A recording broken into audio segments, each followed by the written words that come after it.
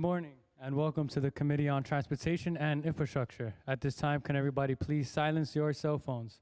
If you wish to testify, please come up to the Sergeant-at-Arms desk to fill out a testimony slip.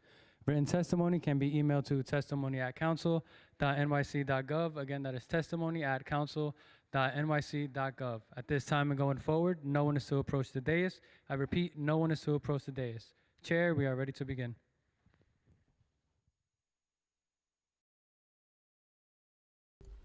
Thank you and good morning. Thank you all for attending the hearing on Committee on Transportation and Infrastructure. This hearing is focused on future-proofing New York City's infrastructure to be prepared for everyday and once-in-a-generation challenges we will face. I would like to thank my colleagues who are present here today, Councilmember Rita Joseph. As a city of islands with 520 miles of shoreline, a hurricane season that has increased in severity over the last few decades, it is imperative that our infrastructure is prepared for the future. Beyond the issue and concerns we are aware of, in March, with the collapse of the Francis Scott Key Bridge in Baltimore, we must be more intentional in preparing our infrastructure. Today, I am expecting to hear from various city agencies that are tasked with planning, building, and inspecting our infrastructure to make sure we are proactive. I am particularly interested in hearing how our bridges, sewers, and streets are maintained, repaired, and improved. The Department of Transportation owns, operates, and maintains hundreds of bridges that New Yorkers use every day. These are vital arteries, and it is important that not just the Department of Transportation continues the important maintenance and repair work for these bridges, but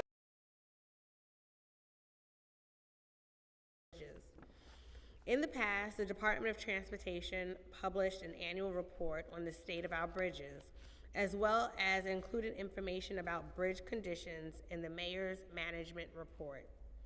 Since 2021, the Department of Transportation has not released a bridge report or included bridge grading data in the Mayor's Management Report.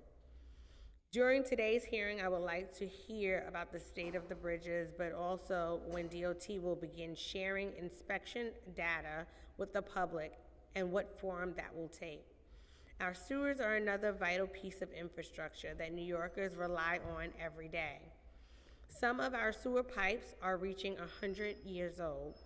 Thus, it is imperative that we as a city maintain and improve such infrastructure to ensure that we can handle the increased flooding and rain we are seeing due to climate change. I'm very interested to hear how the Department of Environmental Protection, Department of Design and Construction, and the Department of Transportation all work together to maintain the important piece of our city for today and for tomorrow. Finally, I would like to examine our roads with a particular focus on innovation and coordination. The Department of Transportation has led the country in the use of recycled asphalt pavement, and we should continue to set a national example as we prepare our city for the future. I'm very interested to hear about the results of a number of pilots the Department of Transportation has undertaken, particularly the use of plastic additives from waste that would have otherwise gone to a landfill. I am encouraged by the Department of Transportation's commitment to use new technology to maintain and upgrade our infrastructure, and want to know how we at the Council can support and build on their efforts. We will also be hearing two pieces of legislation today.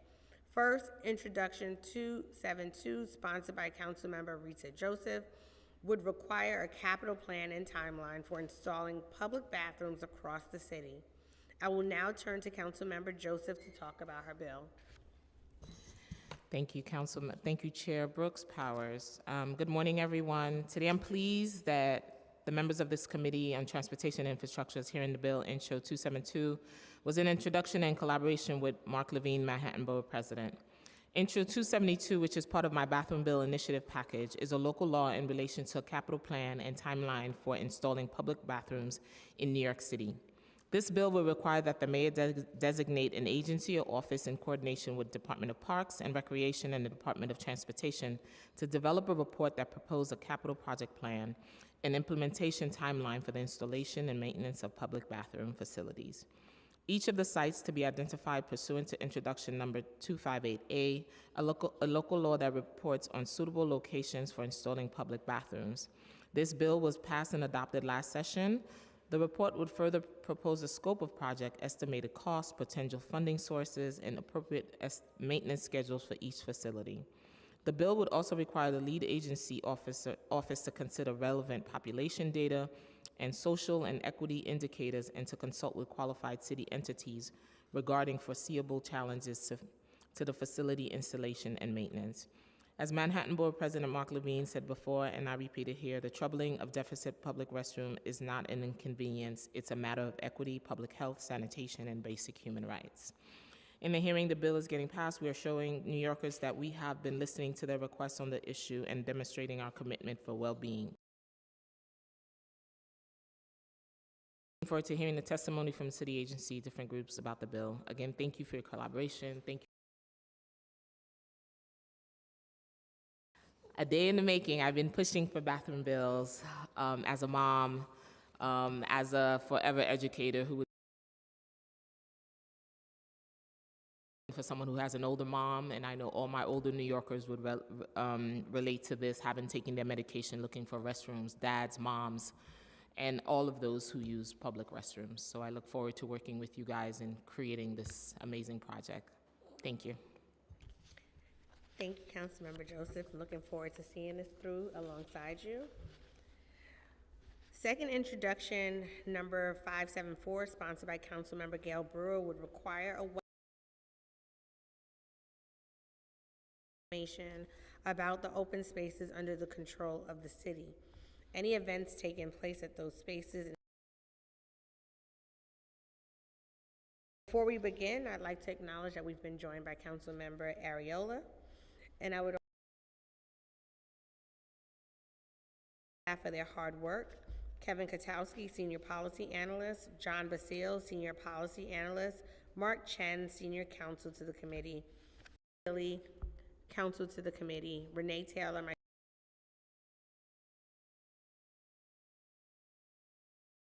Powell, my Communications Director. I will now ask the Committee Counsel to swear in representatives from the administration.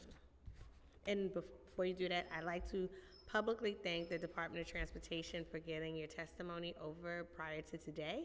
I appreciate it. It is helpful because we were able to adjust our questions and my testimony and my opening statement based on that. And again, I think it will lead for having a much more productive and informed conversation today. So I've publicly bashed you for not having it, so I will publicly thank you for having it. And also, we've been joined by my colleague, Councilmember Mercedes Narcisse. If you all raise your right hand. Do you swear to tell the truth in your testimony before this committee and answer council member questions truthfully? Thank you.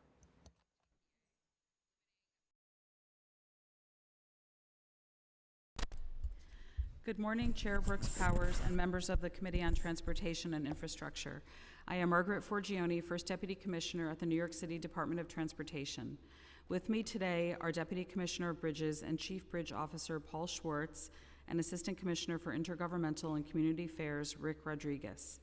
We are also joined by the Department of Environmental Protection's Deputy Chief Operating Officer Kim Cipriano and the Department of Design and Construction's Deputy Commissioner of Infrastructure Thomas Wynn, and the Department of Parks and Recreation's Chief of Policy and Long-Range Planning, Sarah Nielsen, and Assistant Commissioner for Architecture and Engineering Program Management, Terrence McCormick. Thank you for the opportunity to testify on behalf of Mayor Adams and Commissioner Rodriguez on how the city is future-proofing our infrastructure.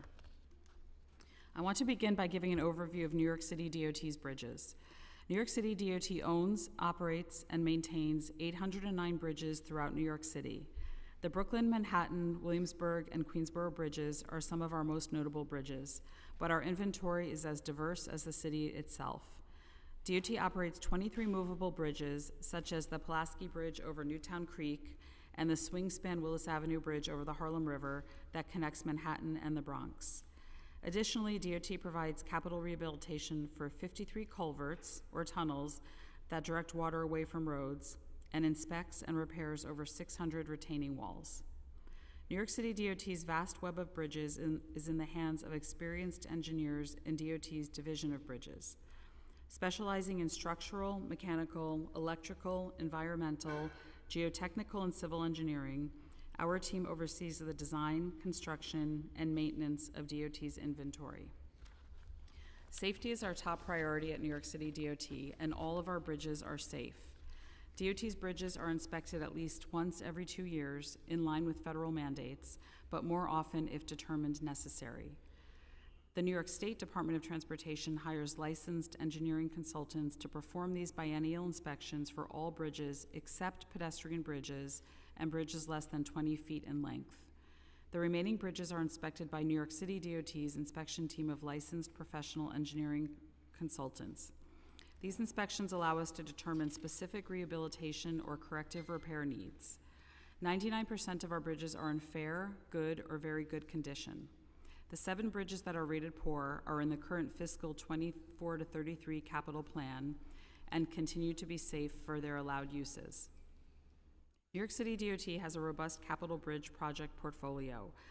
At $12.4 billion, nearly half of the agency's fiscal 24 to 33 capital plan is devoted to bridge reconstruction and rehabilitation. We hire consultants to design, construct, and provide on-site oversight for the majority of our bridge capital contracts.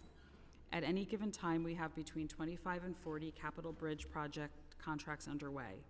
The scope of these projects is unique to each individual bridge and range from full reconstruction to targeted repairs of specific bridge components. The purpose, however, is the same: to extend the useful life of the bridge and protect the safety of New York City travelers. In addition to capital projects, New York City DOT has in-house tradespeople who can be deployed on demand, as well as our when-and-where contractors capable of responding quickly to urgent conditions. We also have preventive maintenance contracts for the maintenance and preservation of the East River and movable bridges. Turning to bridge ratings and how New York City DOT determines the overall condition of our bridges. DOT has a clear understanding of the condition of our entire inventory of bridges, but coming up with a translatable rating is a complicated process. Prior to 2016, in conformance with New York State DOT standards, New York City DOT generated an overall condition rating for vehicular bridges under a 1 to 7 scale, with 1 indicating structural failure and 7 indicating new condition. This changed in 2016 when the American Association of State Highway Transportation Officials came out with an element rating system which breaks down each bridge component into 4 condition states ranging from good to severe and replaces qualitative ratings with quantitative assessments. This new federal rating system, however, does not prescribe an overall bridge condition rating. Because the New York City Charter mandates an overall bridge condition rating, City DOT worked with State DOT to develop an overall bridge condition rating that is consistent for all bridge types. Together, we developed a new calculated condition rating scale that is based on 3 national bridge infrastructure ratings: NBI deck, NBI superstructure, and NBI substructure. These ratings are then given relative weights based on their overall importance and are now referred to as NBI weighted and are on a scale of 0 to 9. We then translate these ratings into our verbal condition ratings of poor, 0 to 4, fair, 4.01 to 6.4, good, 6.41 to 7.7, and very good, 7.71 to 9. We will use these ratings in the next annual bridge and tunnel report that we are releasing in the coming months. On tunnels, City DOT maintains 4 vehicular tunnels and 1 pedestrian tunnel.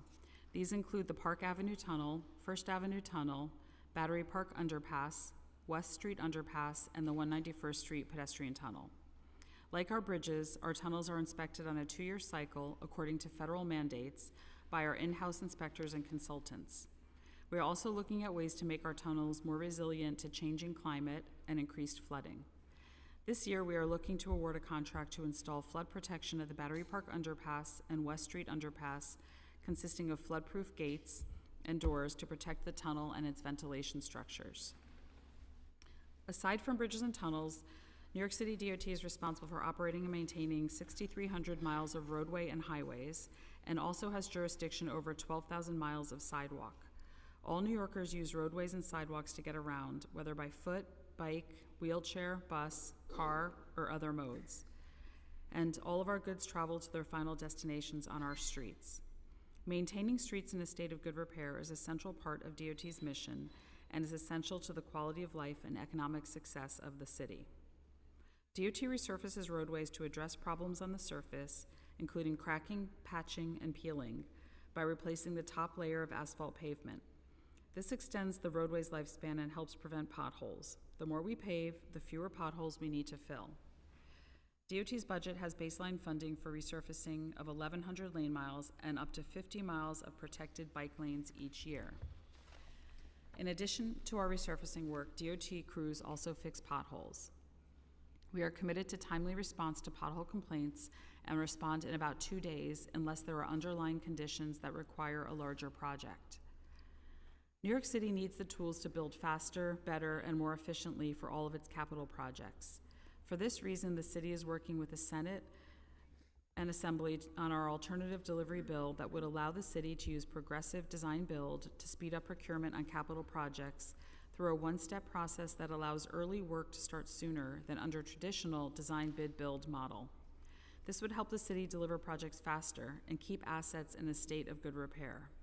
Progressive design build is being used around the country as well as here in New York City by the Battery Park City Authority to deliver 8,000 linear feet of coastal flood protection. New York City should be able to use this important tool to deliver projects that will benefit New Yorkers throughout the city. Now turning to the legislation before the council today. First, Intro 272, sponsored by Councilmember Joseph.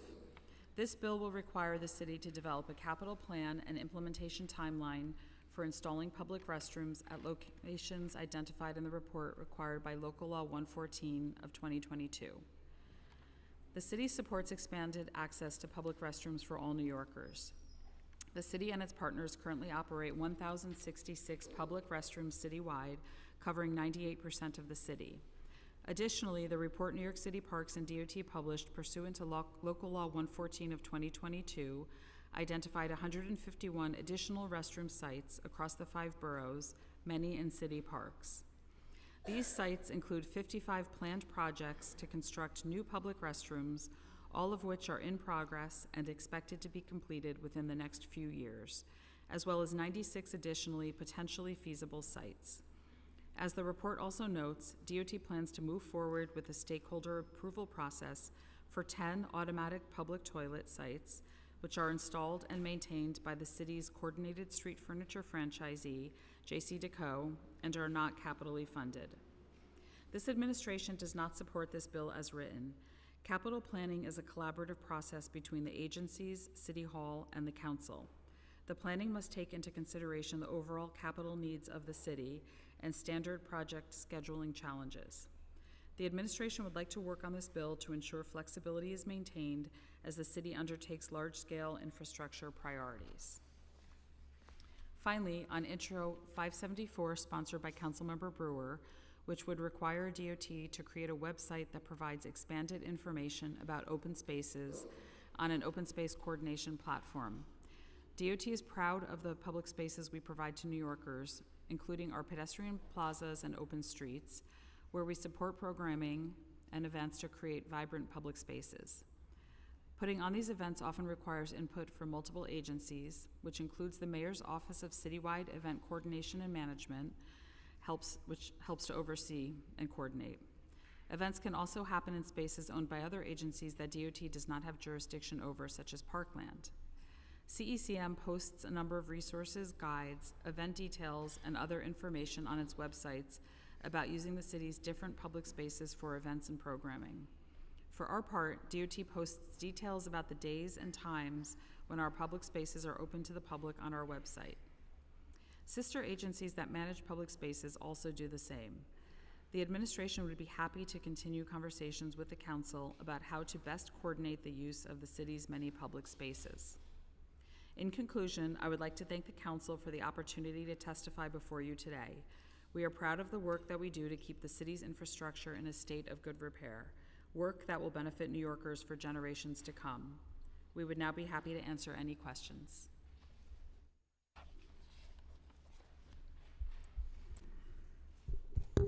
Thank you. I'd like to acknowledge that we've been joined by Majority Leader Amanda Farias and Councilmember Chris Banks. Before I get into my questions, I am going to have Councilmember Rita Joseph to ask her questions. Thank you. Thank you. We look forward to working with you on the bill to make sure we get to a good place. So we look forward to that. Thank you for supporting the bill. As per mandated in the report from Local Law 114 of 2022, the city and city partners currently operate at 1,066 public restrooms, right? Citywide, covering 98% of the city and 178 modified zip code. Additionally, the report stated that the Department of Parks and Recreation and Department of Transportation identified 151 additional restroom sites, 55 new restrooms in progress, and 96 potential sites for new restrooms. What is the current status of implementation for these newly identified restroom sites, and is there any plans to implement? Thank you, Council Member. I'll respond for DOT, and then we'll ask Parks to come up and speak to their jurisdiction. So as we highlighted in the bathroom report, under our franchise, our J.C. Deco franchise, we are able to install 20 automatic pay toilets, or public toilets, I should say. We currently have 6. And we have plans to get the remaining toilets in. We've identified 10 sites that we are now having J.C. Deco examine for feasibility. That process should be concluded very shortly, and then at that time we will begin the rest of the process, which is to share them with the local council member, the community board, and to continue the review and approval process. Thank you. Thank you. I'm excited. Public restrooms. Yeah, this one just. You can grab that one if you want to sit there. Yeah. Could you just raise your right hand? Do you affirm to tell the truth in your testimony here before this council and answer council member questions truthfully? I do. My name is Matt Drury. I'm the Chief of Citywide Legislative Affairs for the Parks Department. Happy to add to our colleagues here to note that, as you noted, several new locations were identified. A subset of those, 55 of those, are active projects, which will all be complete within the next couple years. The additional 96 in that universe were potentially feasible, so require both further technical analysis to confirm their feasibility, and also capital and expense funding would have to be identified to move those projects forward. But so 55 of the locations are moving ahead as active projects and will be constructed in the next couple of years. Couple of years, and I'll be out the council by then, or I'll still be here to celebrate. I can't predict the future in terms of your term here at the council, but they are active, moving along. Obviously, the agency does everything it can to move park projects, capital projects, as quickly as we can. We understand how important these amenities are to the public. We share your advocacy and enthusiasm. We take every opportunity to identify these projects, work with the council and other partners to identify funding for them. Which can be, a complicated undertaking, but even so, we do everything we can to advance them as quickly as we can. Thank you. I think bathroom advocates would be very happy. There's a whole P campaign going on with the group to make sure that folks have access to public restrooms. So thank you so much, Chair. I appreciate you. Thank you. Thank you. And thank you, Commissioner Forgione, for your testimony once again. Just wanted to start on bridges. So the New York City Department of Transportation owns, operates, and maintains hundreds of bridges and tunnels throughout the city.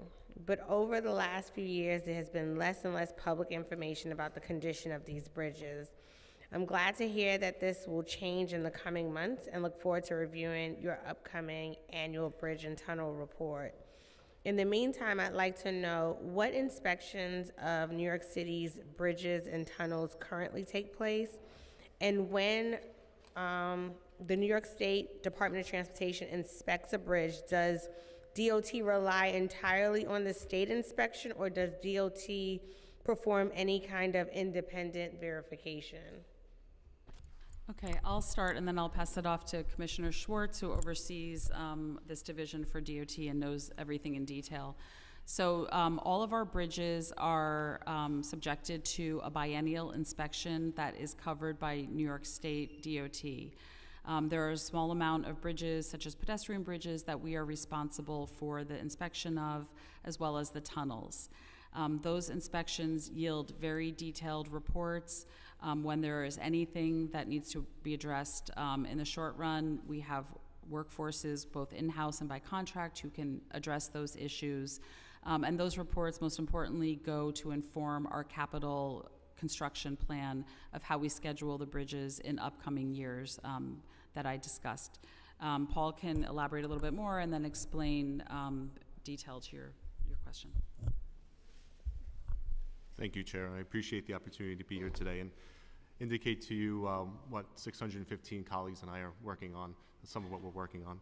So inspections are currently taking place. Bridges, as First Deputy Commissioner Forgione mentioned, are inspected either biannually or more frequently if needed. New York State DOT does those inspections on roadway bridges. They are performed by licensed professional engineers. They are hands-on inspections, which basically means you have to be within 3 feet of the structure. The bridges that they don't inspect, we have inspectors in-house that do it. Again, licensed professional engineers that work for the city, and then we supplement that with consultants as well. Any of the inspections yield the results that get yielded by the inspections, to your second question, are then passed on to our group. We do an independent analysis of the work that is done, so any inspection report originally, before it gets issued by either the state or in-house, goes through a QA, QC process to make sure that it's meeting all the required checks. It then comes to our group.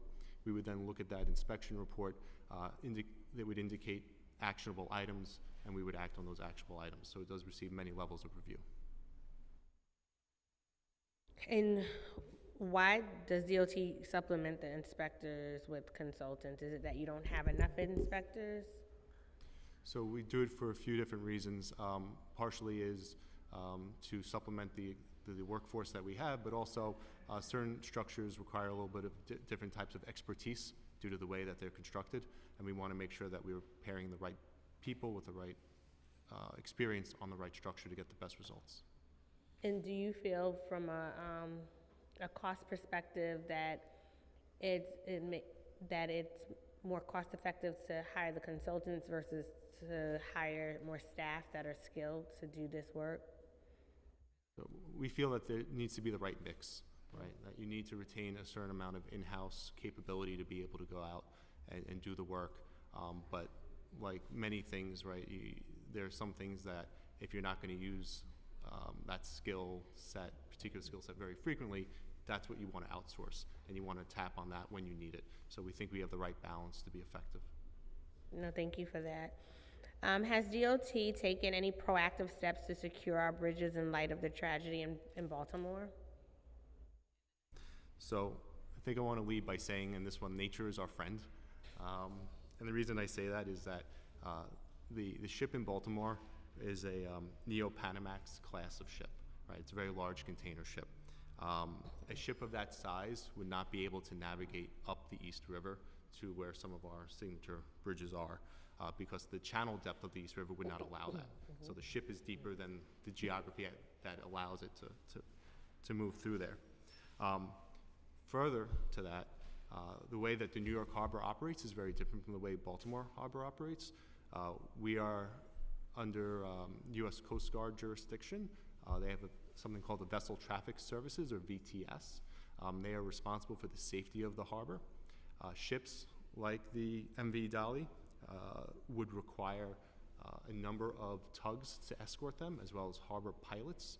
Harbor pilots are very well-trained, experienced captains who would board the ship potentially and pilot it. They're very familiar with the harbor itself. Between the actual natural barriers and as well as the administrative precautions that are taken, an incident like that is very, very unlikely to occur. Thank you for that also.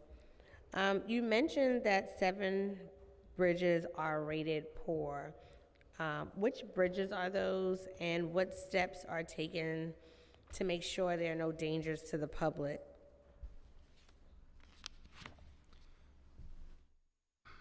So, just because a bridge is rated poor doesn't mean it's unsafe, and that's important for me to get across. If anything was unsafe, we would close it to the public, and we would make the appropriate repairs before reopening it. So any bridge that is open is safe for its intended use. Just because the bridge is rated poor, there could be many years of service still left in that structure. Any bridge that is currently rated poor is in our capital plan. We also will monitor those bridges closely. They may receive more frequent inspections if need be. We also have a slew of resources to be able to make the repairs and keep it safe. So we have our in-house forces, we have contracted when and where forces, and then we've got our capital capacity. The 7 bridges that are rated poor are 19th Avenue and 21st Avenue over the BMT, Hill Drive and Prospect Park. I'm sorry, can you just talk into the mic more because I'm having a hard time hearing you. Apology. 19th Avenue and 21st Avenue over the BMT, that's in Brooklyn. Hill Drive and Prospect Park. West 148th Street pedestrian bridge over Amtrak in Riverside Park. East Drive or Willowdale Arch, which is in Central Park. The westbound BQE over Furman Street. And Riverside Park North over Amtrak. All these bridges are in our 10-year capital plan.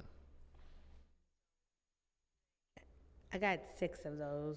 I'm not sure which one is I missed. 19th Avenue, I have. 21st Avenue, Hill Drive, It was 21st Avenue that I missed. Okay. and that will be shown in our annual report, which we'll be publishing in a few months from now. And how soon will their conditions be improved to good or very good? I know they're in the capital plan, but what's the timeline for the improvement itself? So we'll have to get back to you with the exact timing of the capital projects for those, what fiscal years they're in, but it is published in our capital plan. Also, I'd like to acknowledge that we've been joined by Councilmember Gail Brewer as well.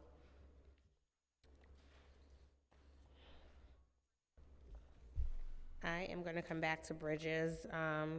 Wanting to touch on federal funding for a little bit. In light of the recent collapse of the Francis Scott Key Bridge in Baltimore and given the Biden administration's commitment to infrastructure development, does DOT anticipate any additional federal funding for bridge infrastructure repairs and safety measures? And if so, what kind of funding is DOT seeking out?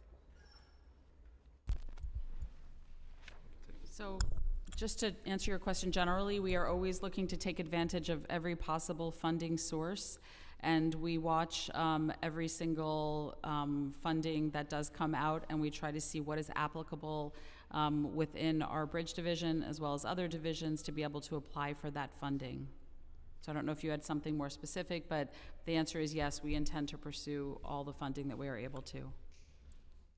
And has the administration been in communication with Washington on the matter of the federal funding? Yes, we are.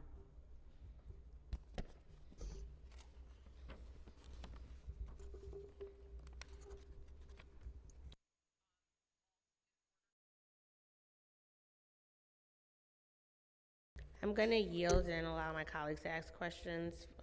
First, we have up Councilmember Ariola. Thank you, Chair. I'm going to go to potholes.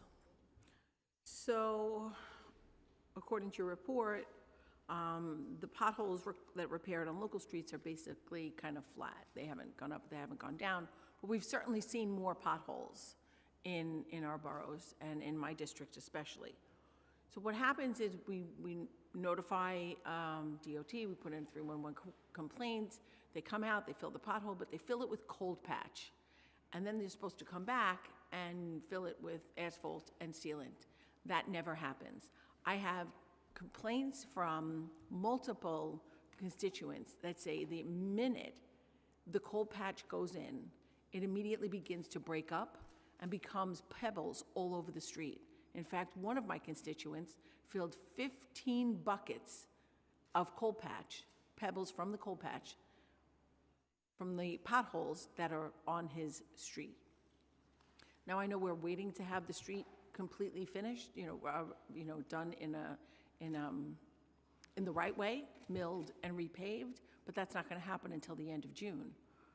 Why aren't we fixing the potholes the right way the first time instead of having to go back and forth or not going back at all? So thank you very much for your question.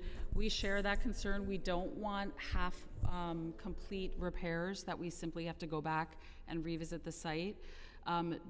Most times of the day, we have hot material available. As you know, we have 2 asphalt plants that DOT operates, plus we have a number of vendor plants that produce hot material. Certain times of the day, particularly at night, we don't always, in every borough, have access to hot material. So we do pride ourselves on quickly filling potholes, but if we sent people out immediately at a time when we did not have hot material available, that was why cold patch was utilized in that location.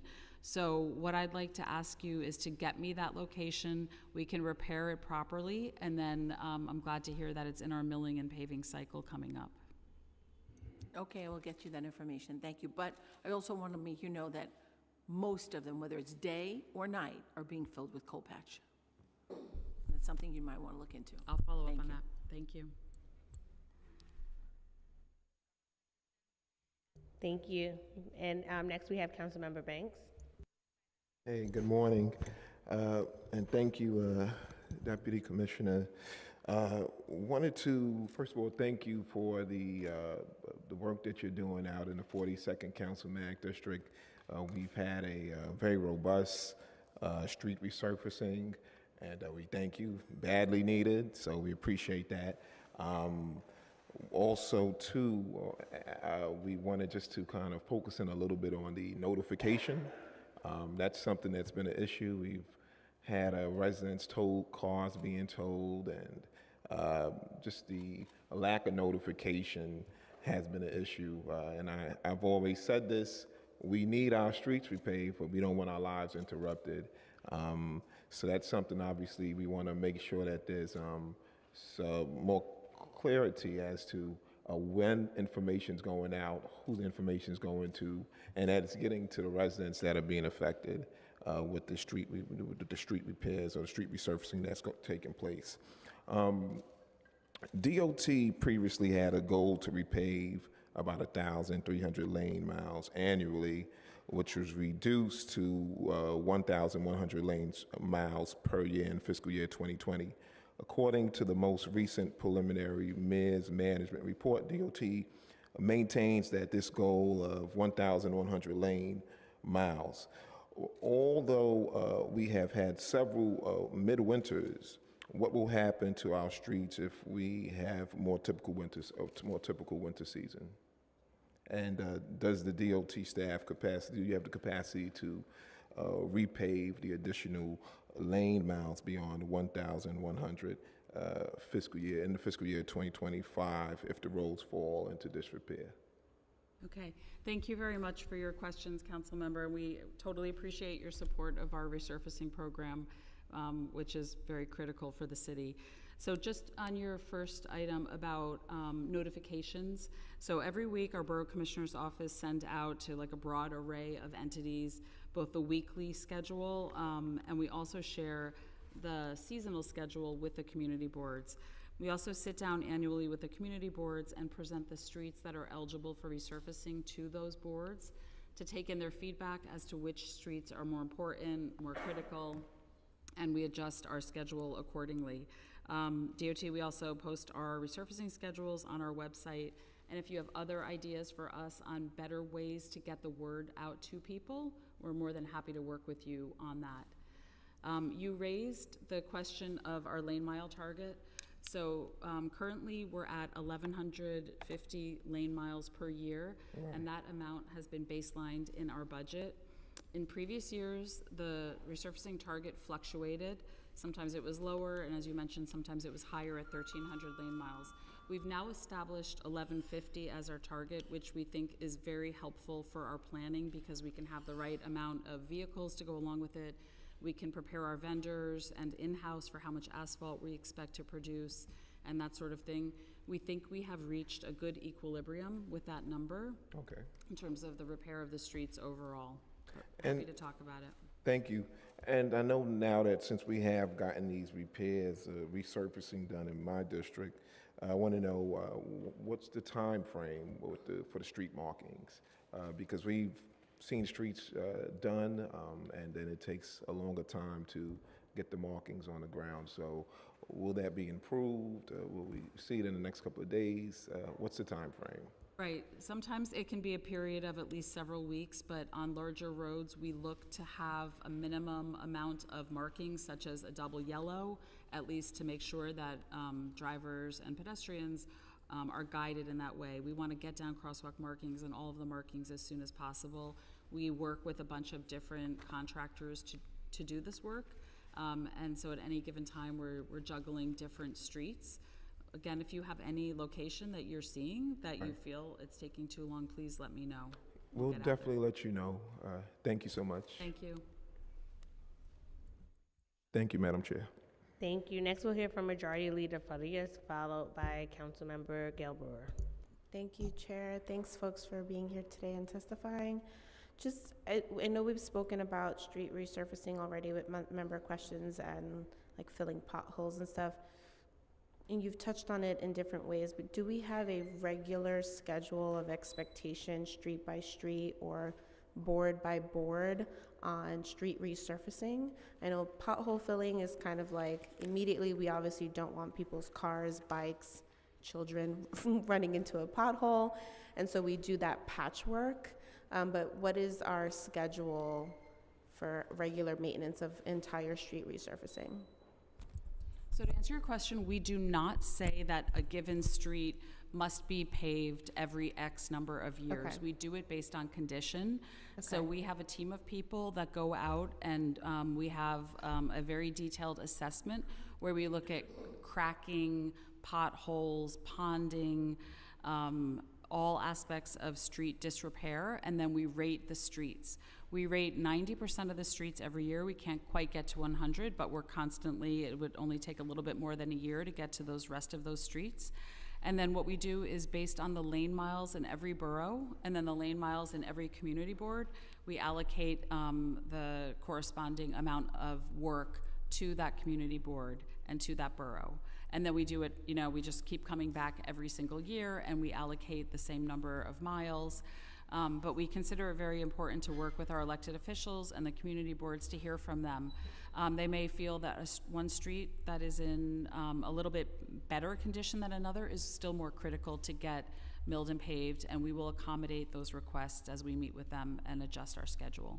Okay, yeah, I did hear you in response to Councilmember Banks state that you send the schedule for the seasonal schedule to the community boards, and then I know I see in my inbox the weekly or the next several weeks we're going I'm glad to you do. see that. Yeah, I mean, my office, we try to circulate that. We have a weekly newsletter that goes out, and we try to include that kind of stuff so people can be aware of maybe avoiding some of the traffic stoppers because of construction, or just to know that to be more mindful of when they're driving down the street, there might be a dip because of reconstruction. But I do just want to reiterate that seasonal schedules I'd love to get, not just community board. Every community board throughout the city has a different level of engagement, both in membership and in outreach. There is not a standard practice across community boards on how they communicate outward, other than needing to have a monthly newsletter, which look very differently board by board. And so I know if I were equipped with a seasonal schedule, we would have a more continuous communication outward to the community so folks can be mindful. If can I ask one more question? Thank you, Chair. So I just wanted to talk about headcount for pothole inspectors. Do we have that number, and do we know if it's up to par with our capacity of what we need to fill throughout the city? Okay, we don't have dedicated pothole inspectors. What we do have is the street assessment unit that I did mention, but we also have literally hundreds of people every day out on our streets. Yeah. So we have HIQA inspectors who are, say they're inspecting a street cut by Con Ed. When they see a condition, they call it in or they report it. We also, in our resurfacing division, has over 1,000 people in it, has about 1,300 people.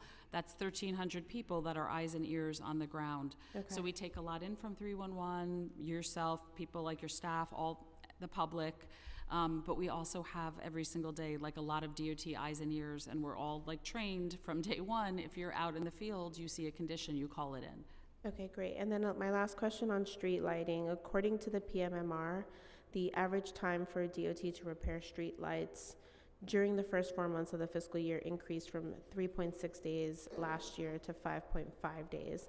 Why is it taking about 2 days longer for DOT to repair street signs? Right, so we looked further into what was happening with our street lighting contractor. All of our street light repairs are done through contractors, they're not done by us. Okay.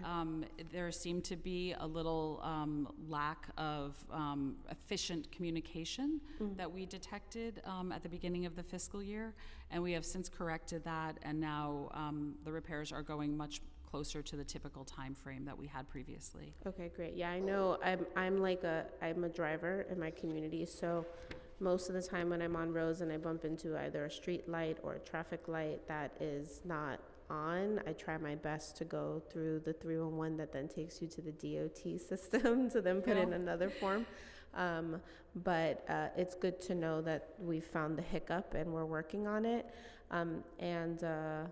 If there's any other way that we can, I mean, I don't know what systems we're using, but I know there probably are better ways to make sure when we put in a new bulb, we know when the lifespan of that bulb or how long it's going to take to need repair for us to be more mindful of. But I appreciate being on top of that and answering my questions. Thank you, Chair, for the additional time. Thank you very much, Madam Chair, for including 574, and thank you, Margaret Forgione, for stating that the administration would continue conversations about this bill.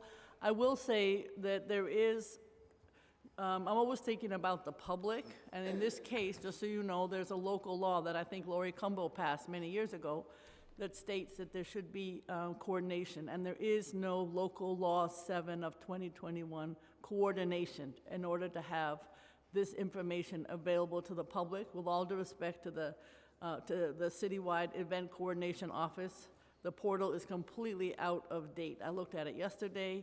It needs updating. And so then the question is, it's not obviously just DOT, but I mean, people would love to have the platform done by you, because I think SAPO, I call it SAPO, but I guess it's called something else, hasn't got all of the public spaces under its control. And so it's very hard for the public to know what is going on. So that's why we would love to see perhaps a DOT, or if not you, then who would be managing this information? Because we would love to see it be arts and cultural institutions. We'd love to have community boards of bids and the general public so they know what's going on. To me, open space also includes playgrounds and open streets. It also includes different hours. It should, what would be the time of the event, and obviously the permits and licenses needed for the applications. You know, New Yorkers love to be outdoors. They love to use these spaces. I have to say it's very hard to be able to do that. Just, you know, you think, because you and I kind of know who to call, but it is not clear to the public. That's why we were introducing 574. And so we'd love to see a much better coordination and information. And we always feel that because most of this information is actually DOT, if you look at the streets usage, et cetera. So what do you think could be the way in which we could approach the administration to make this possible for really good information on a platform?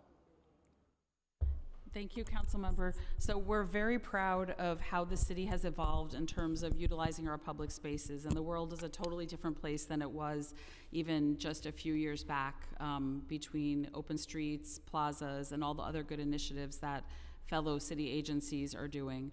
CECM's website does contain information on all locations in the whole city that require a permit for that activity. So while DOT's website does have, of course, all of our open streets, locations, and hours of the open street, if there's an event taking place, that will always be on CECM's website as well. I think you're correct, and that things could be a little bit more user-friendly, and I think we'd like to talk to you more about how we can make sure the public can more easily access that information about any given public space that they're interested in. All right, we'd love to have further conversations, because I do get a lot of complaints about people not understanding it. I have to be honest with you. Number two, in terms of milling, the question for me and for the public, because they don't understand, obviously when you mill, that means that eventually you'll have asphalt and it'll be very smooth and the lines will return, and that's great. But nobody knows how long it takes for the milling to take place, and then is there a time frame for that, and how do we communicate that to the public? You definitely tell us what's going on, but not necessarily how long, and boy did they complain. Right, so especially in your area in Manhattan, the time between milling and paving is something very critical to us. So what we do prior to actually milling the street is we reach out to all the utilities and fellow city agencies, and we inform them we're about to open up the street. Because the last thing we want is to mill the street, pave it very quickly, and then have somebody come along in 2 weeks, 2 months, or even a year and say, I need to cut this beautiful new street open. So what we try to do is after it is milled, get everybody to come in and do their street work if they need to, get out, hopefully efficiently and quickly, and so that we can come back in and pave. So the majority of our streets are milled and then paved within a matter of weeks. We have a very small number that extend further than that, where the work was a little bit more intensive on the part of a utility or a fellow city agency. But we watch it very carefully. I get a report every week on the number of days that our milled streets have been open. We look at them, we try to figure out why anything is staying open too long and really attack that, because we recognize a milled street is dusty, it's not marked, Right. It could have some tripping issues, so we also agree we don't want that to go on. I think very the long. issue is then to make it clear to the public that we are waiting for the Con Ed and the cable companies and so on, because believe it or not, even though you do that, I swear, a year or 6 months later, the street's open, maybe for an emergency or whatever. At least in Manhattan, it's pretty constant. Now, the other question I have is when you put down the I guess you call them covers over the street. In other words, the things that make noise if you don't. Plates. So the question I have there is how long, is there some time frame for them to stay up? Central Park West is one big plate right now. And it's just, this noise goes up. So my question is there a time frame for a plate? Obviously, okay, we're waiting for the part for the pipe for Con Ed. We're waiting for, the new cable from Verizon or whatever. But is there some time frame on that, or is that often just as long as it takes? Because again, it's 311. You must get thousands of 311s. Okay. First, let me say the most critical thing when there are metal plates out in any community, they have to be secured properly. No one likes metal plates, but what they really don't like is when they're clanking. No, I know. Okay, or when people walk over them and they actually can feel them even moving when another car goes over them. So if anyone, you or anyone, Believe me, we if call there's a Ed metal, Pinkar in 2 minutes. Okay, beautiful. We have you. We have you on our phones ready to hear from you. But we want to make sure they're always secured and that they're ramped. That's the most important thing. And then if there's a situation where they are out there too long, we are happy to call in the entity and work with them to expedite removal. So there's no mandated time frame for fixing and therefore removing the plate. There's no time frame on that. Right. The tricky thing is that every repair is different, so it's hard to have a consistent time frame. Okay. I just say that, again, complaints all the time because of the length of construction, milling plates. It's not your fault, but then what happens is people feel that there's nobody paying attention, even though I know you are. I'm trying to tell you, if you complain, perhaps one of the most, along with e-bikes, which is not your problem, it's the plates and the streets of our city. So for DDC, we often are, the culprit installing plates on a lot of the roads, but to my counterpart's point, all of the repairs that are being made They're both necessary, and we do our best to make sure that we do them right so that the timeline that it takes is time well spent so that we're not coming back constantly over and over and over again. Okay. I mean, in addition to telling us what's going to be happening, how long the plates might be there, how long the milling might be, that's the kind of thing that would alleviate some of the concern, 311 calls. People are on edge, anxious, add congestion pricing to those who have a car, then add the millings, the plates, and the potholes. And you've got people upset. So I'm just saying, I think particularly in this time frame, the more information, the better. That information is not available, the plates and the milling. How long? All right. Thank you, Madam Chair. Thank you, Councilmember Brewer. Jumping back into bridges. With the new NBI weighted scale, will there be any way to translate previous ratings to these new ratings to easily determine if a bridge condition has deteriorated? Thank you for that question. Make sure you could hear me all right. Good. So I want to stress again that we've always been receiving information, right? Inspections never stopped. We were getting data. It was in the new AASHTO element format. And what that meant, and the reason why there was that delay, was that we didn't have a really good way to properly communicate a single rating, which is required by the city council law, which is required by our law to do in our annual report, as the overall condition of the bridge.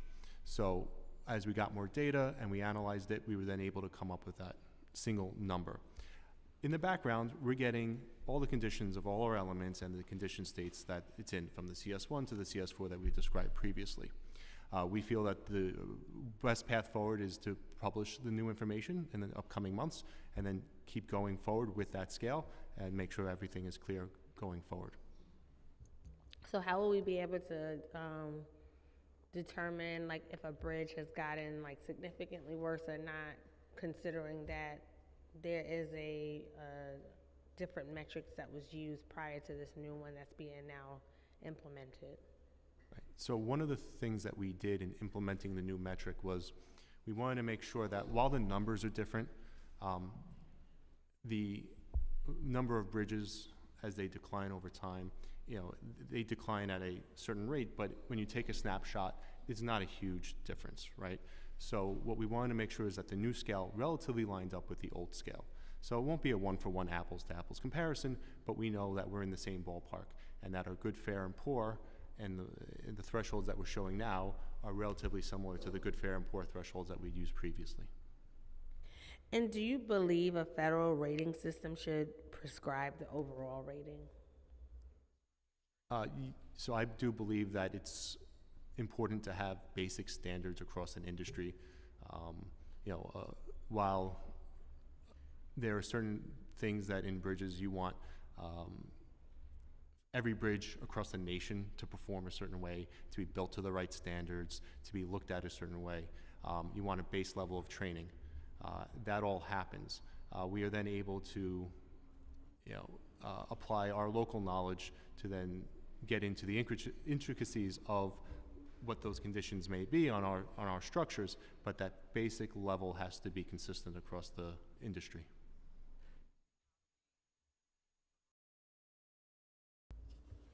Thank you for that. And how were the weightings between the deck, superstructure, and substructure determined? Doesn't failure of any component result in the failure of the bridge? And how can any component be less important than others? So the ratings were determined through an extended analysis, and they're based on somewhat on order of importance in a sense, right? So you want a good foundation, you want a good base, and that's your substructure. That substructure then holds up what we call the superstructure. That superstructure then holds up the deck. You could have a condition in your deck which would appear to folks to be a pothole or a through hole or something like that, and that's a localized condition, and the rest of the bridge is in perfectly good shape. Likewise, you could have a localized condition on your superstructure, and the rest of the bridge is in perfectly good shape. So the weights that were assigned to the MBI ratings are indicative of those importance factors.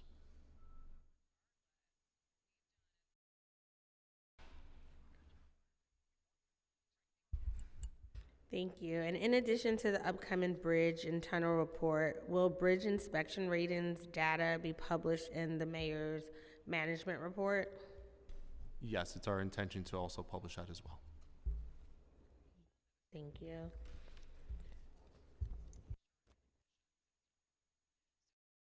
I'd also like to take a moment to recognize Councilmember Farrah Lewis, who is with us virtually.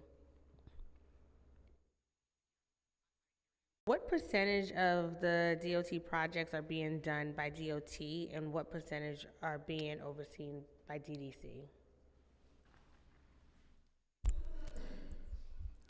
Is it specific to bridge projects? Yes. So DOT oversees a majority of bridge projects across the city. There are certain programs where it made more sense for DDC to do a project, so such as East Coast Resiliency Program.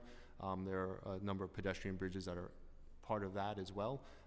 The agencies coordinate very closely on the design and of those projects, so that engineers from both sides are well aware of what's going on, coordinating on, as I said, the design, the inspection, to make sure that the bridges are delivered to the proper standards. And for those that are doing the construction work on the bridges and tunnels, are they being done through by way of RFP? Are you using an internal list? Like, how are you selecting those that do those projects? So we have a few different methods. On the consultant side, it's a quality-based selection. And so it's a RFP that goes out, and we get proposals that are then evaluated based on their quality, and the highest qualified proposer is then awarded that contract. On the construction side, majority of the DOT-led projects right now are design bid build, which is lowest bidder. We are currently in the process of our first design build project, and we are at the point there where we are working on the RFP for that. And with the lowest, like in circumstances of building a bridge or building infrastructure, do you feel that the lowest bidder is always the right one to be selected? Because what I've found in some of the RFP projects, not with necessarily with DOT, but across agencies, is sometimes they may be selected as the lowest bidder, but we end up paying more on that particular project, because what happens is the bidder underbidded to be selected, but then comes back, and then the city has to add more money into that contract. I see that quite often with DIFTA, for example. And so do you find that that may not be the best model when we look at procurement, especially something as critical as a bridge? You want to make sure you have the best company dealing with our infrastructure. So we are definitely proponents of the alternative delivery, design build, even the prospect in the future of things like progressive design build, with things that we would be in support of.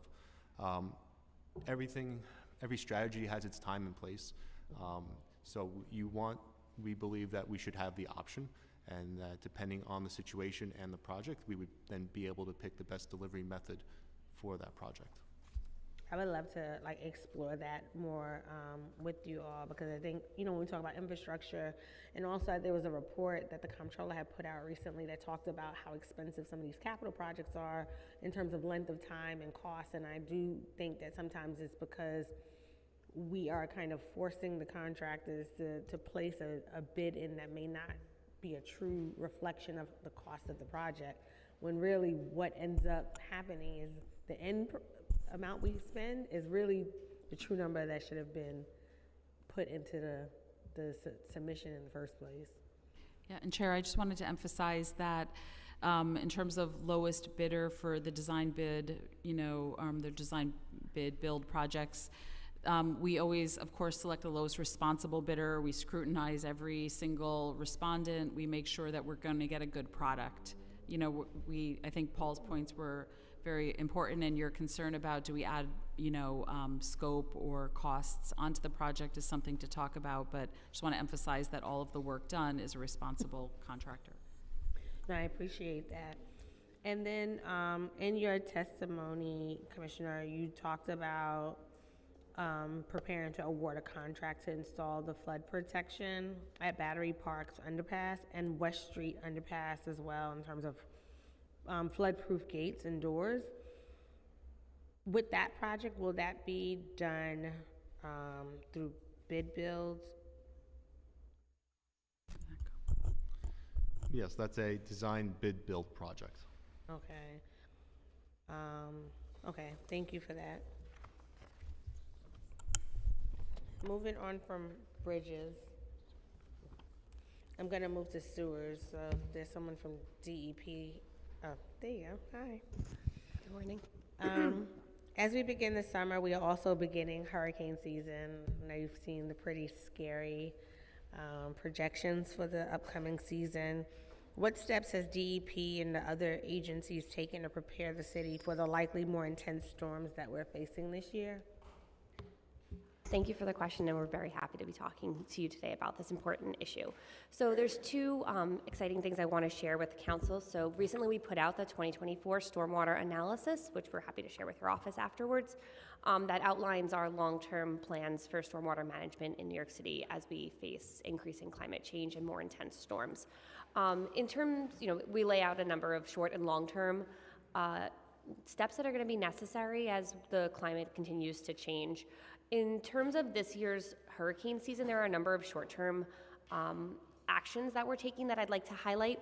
The first is that we've started to install slotted manhole covers in strategic areas throughout the city to help attenuate intense flows from extreme storms. So basically, these manhole covers allow, if the street receives too much water while it's raining, that can flow into a catch basin. The water can kind of overtop the curb a little bit and flow into the slotted manhole. That allows the water to get into the sewer as fast as possible and to attenuate flooding on the street to the greatest extent possible. It also is a really good tool to use in places where there's a lot of leaves, and particularly in hurricane season, it's usually in the fall, so you get intense rain, lots of wind that pulls leaves off the trees. They wash onto catch basins and kind of clog them up, so the sewer system actually has capacity, but the leaves are kind of creating a barrier and the water can't get into the sewer. And so these slotted manhole covers, because they're a little bit elevated onto the sidewalk, they allow stormwater to get into the sewer. So we're planning to install about 1,500 of these throughout the city, and we're happy to work with your office if there are any particular locations where you would like us to evaluate the feasibility of installing those. The other thing is we proactively every year clean between 600 and 700 miles of sewers to make sure that they're operating at full capacity. And we have a robust catch basin inspection program that makes sure that using data to understand where catch basins get filled with debris the most, we're targeting our inspection resources to promptly and proactively inspect and clean those where necessary. Thank you for that. And to your point, that shows why the tree pruning schedule is so critical, because I get a lot of calls, and I know some of my colleagues have as well, including Chair Krishnan of Committee on Parks, in terms of being able to have a more regular cadence of the pruning of the trees to make sure that it's not as many leaves that are coming off the trees when the season begins to change. So that's something to think about as well by the administration. Now storms are becoming stronger, and what was once a 1 in every 5 year storm, or even once in a decade storm, is now becoming more and more frequent. What steps has DEP already taken to modernize its data and assumptions so that we are prepared for the current climate as opposed to the climate from the 1900s?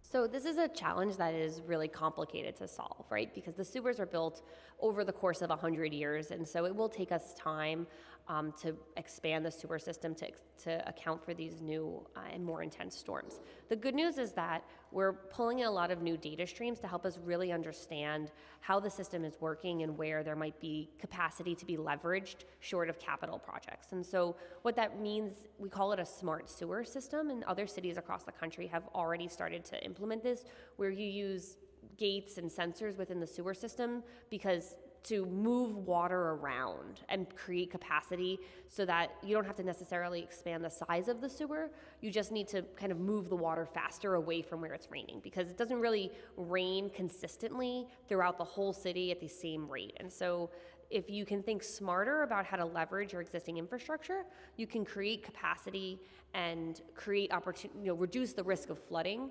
It might be flooding the sewer a little bit, but you're not going to have this like deep, dangerous flooding. You might have just a little bit of shallow street flooding.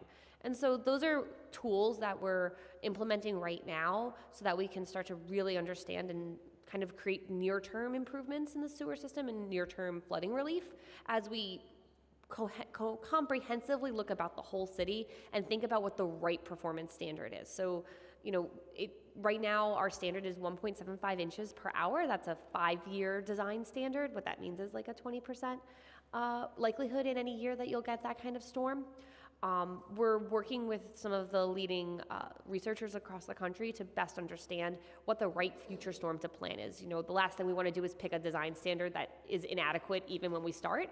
And so this is taking, a good amount of work for us to make sure that we're properly anticipating what the future will hold, understanding that it's really hard to predict given the uncertainties of climate change. Oh, thank you for that. And I know you're looking around the country. Have you looked beyond also? Because recently a delegation of us traveled to Denmark and looked at some of the technology and techniques that they're even employing, because they had a storm that was a significant one for them a couple of years back. And I know they're looking at things like rock wool and other type of materials to be able, some of which we've already kind of adopted. And like in Rockaway, we have some that we've adopted and we've seen some improvements, but because of the dynamic of that coastal community, you have the bay on one side, the ocean on the other. You have a sewage system that doesn't have the full capacity that can take on rain and storm water at the same time. So it's going to require the administration to really prioritize and invest in those type of communities to make sure that whatever flood barrier is needed is installed to make sure that we're protecting communities. Absolutely. So there are a number of international leaders in this front. So you mentioned Copenhagen. They're at the forefront. They coined the term cloudburst with their storm, and they have a really robust program where they invest a lot of money into building stormwater infrastructure, particularly because they're below sea level, so they're even more vulnerable to even moderate storms.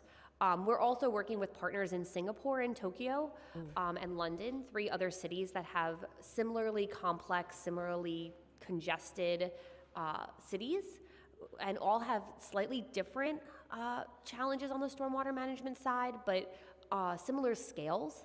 It's just like New York City is super dense, so is Tokyo and London. And so it helps to talk with our colleagues in those cities to understand how they're thinking about investments.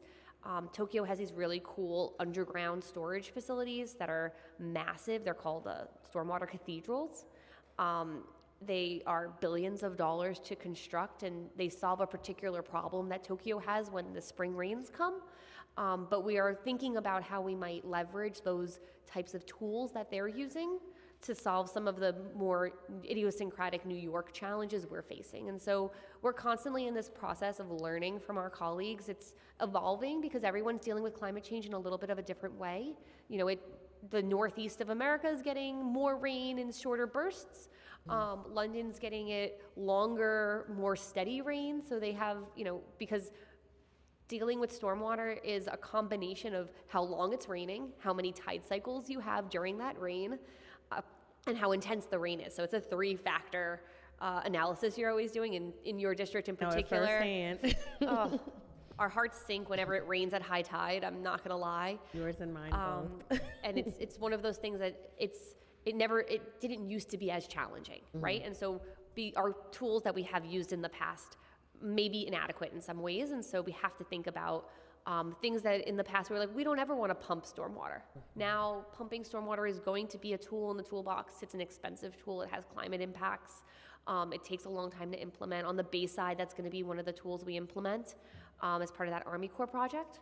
So it's a new tool that we'll have that we haven't been using before. So it would be great if DEP could pull together like a working group, not just with myself, but other of my colleagues that have coastal communities, like those representing Staten Island or like Councilmember Brannon, and the folks that do have the coastal area in their district, as well as yourself and some of the thought partners you're looking at, to see how we can move this plan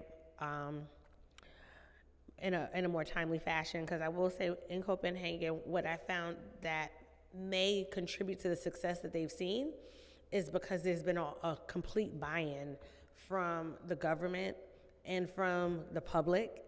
And so they've been able to move pretty quickly on these things. But when we work in silos, it takes a long time. People have their different thoughts about what's going to work, as opposed to coming together, having that unified conversation and creating a true plan of action moving forward. Because again, I'm really nervous about 2024 and wanting to make sure that even though some of this is more long-term, because the capital projects take as long as they do for whatever reason, we need to know what are we doing this year in 2024 to make sure that we are protecting the communities.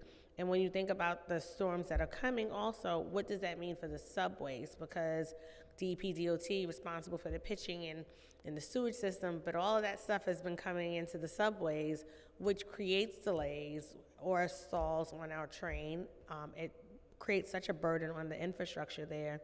And after June 30th, we know we're going into congestion pricing. So you're gonna see even more commuters traveling by public transportation. That's the projection from congestion pricing. And so what steps are you taking now, right? Because June 30th is just in a matter of a few weeks. And then hurricane season starts in just a matter of a couple of months. What is in play right now to make sure that we are, all these things to take into account? Because I do feel with congestion pricing and certain aspects of it, we're putting the cart before the horse in many instances, and it's going to impact countless New Yorkers because of inaction or things not happening quickly enough. So I really would like to understand what DEP and DOT is doing right now in lieu of all of this that's coming this year.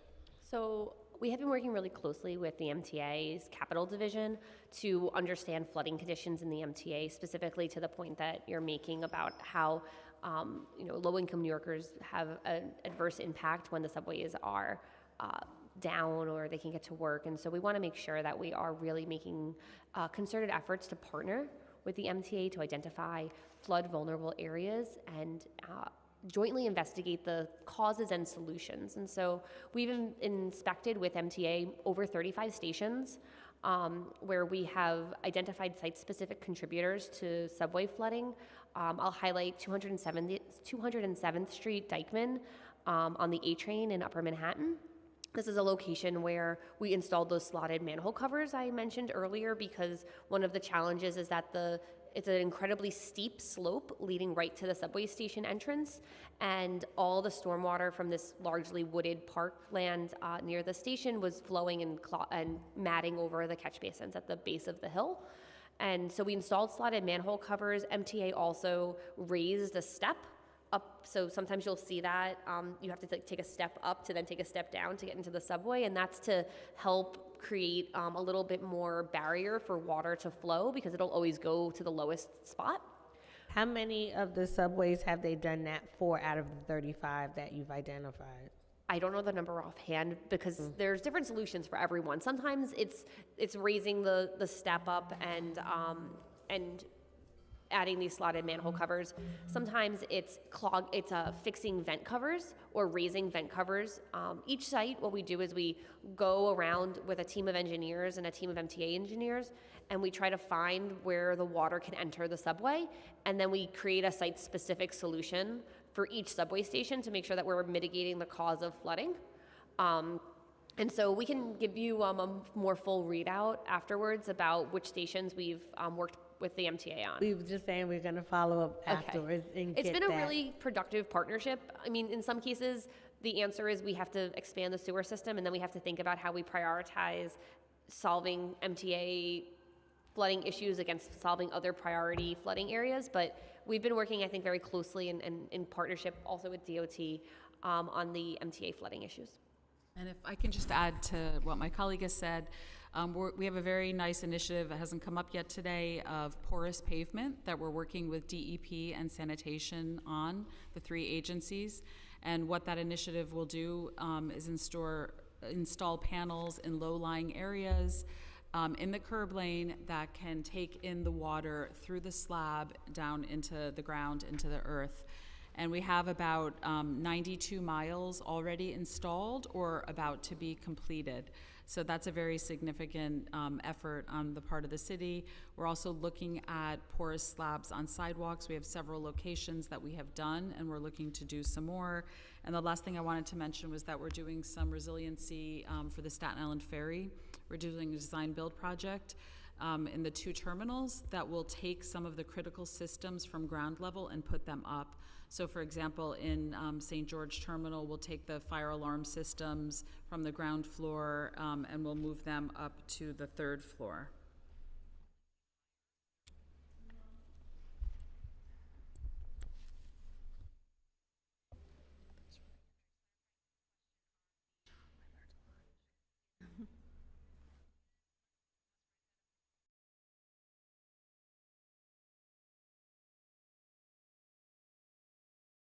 I know, right?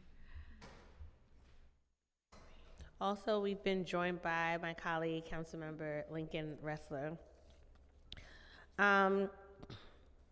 According to the preliminary MMR, there was a doubling of sewer backup complaints that were confirmed on city infrastructure. What does the city think caused this increase, and has there been any proactive steps taken to address these increases? I'm so excited to talk about sewers, so happy to answer this question. So of the period over the PMMR, there was a 250% increase in rain over the same period last year. And so that's the primary driver of the increase in confirmed sewer sewer backup complaints in general. When it rains very hard, there is, the sewers can be momentarily overtaxed, and that can cause a sewer backup. I will say that overall, the department has made considerable efforts over the past decade to drive down sewer backup rates across the city. In terms of dry weather sewer backups, which are the worst of the worst, because that means that you're getting completely unfiltered or undiluted sewage in your home, we've seen like a 60% decrease over the past 10 years. And so that is where we spend a lot of time and energy doing proactive sewer cleaning and proactive sewer degreasing. So one of the primary contributors to a sewer backup is in dry weather. It's not rain, it's fats, oils, and grease that are poured down the drain and enter the sewer system, causes the sewer system to clog. DEP has a robust degreasing program to make sure that we are identifying these recurring areas and proactively addressing them to minimize the potential for a sewer backup. I also just want to take a quick moment as a PSA to say, as a homeowner, you typically do not have as part of your homeowner's insurance sewer backup insurance or water backup insurance. It's an optional rider that I encourage everyone to talk to their constituents about. I just did my homeowner's insurance last week, and it cost me $80 for $10,000 worth of coverage for a water backup or a sewer backup in my home. And that's a really low-cost way to buy down your risk. If I look in my basement, if I have a sewer backup, it's going to take out my washing machine, my dryer, and my boiler in about a hot minute. So it's one of those things where, that to me is $10,000 worth of stuff that I will immediately need to replace once it gets wet. And so for my family, it makes a lot of sense to pay that $80 a year to have that peace of mind. And for a lot of property owners, I think that that's a wise investment that they don't know that is available, right? And so talking to your insurance agent is a really great way to make sure that you have coverage for these unforeseen kind of events. No, and thank you for that. We actually just had a getting your business in order community meeting this week. We have another one coming up in my district in particular, because we found in these weather events that we've had a lot of homeowners that don't have homeowners insurance or flood insurance or both, and renters that don't have renters insurance. And, you know, it's caused a lot of financial burden on the back end of these storms. So I appreciate that.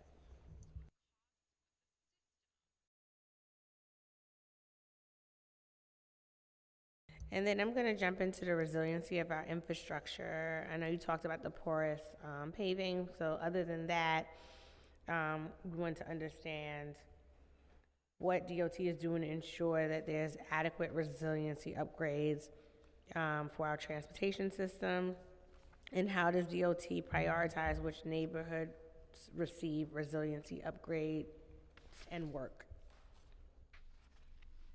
Okay, so every time we have a capital project, and these are mainly projects that we're working with on DDC, we examine what opportunities we have for resiliency and to better protect our infrastructure. As I mentioned, depending on the area of the city that it is, that might include porous pavement. We're really seeing some good results with that, early results with all of the miles that have already been put in. We're increasingly looking at porous slabs in the sidewalks, and then working with our city partners at DEP for bioswales. If I'm calling them the wrong name, I apologize. And making sure that that's taken care of. As Kim mentioned, when we're working near subway stations, we are collaborating with the MTA to make sure if anything needs to be raised or graded differently, we do that. I don't know, Tom, if you would like to add to give some examples of some of the recent projects that we've done with you. So throughout the city, we have been, well, obviously coordinating with DOT on opportunities, including with some of the projects that include bikeways and on projects dedicated for DEP to do stormwater work, including the porous pavement, rain gardens, and infiltration basins. We've had a very robust over the last 5 years of installing these type of green solutions, and they are a good accompaniment to the hard sewers that are being installed in terms of helping to manage local flooding. Thank you.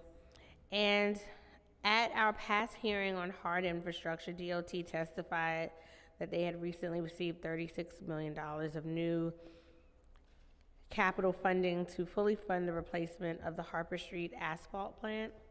What is the current status of the plant, and how is DOT implementing sustainable practices in terms of creating asphalt?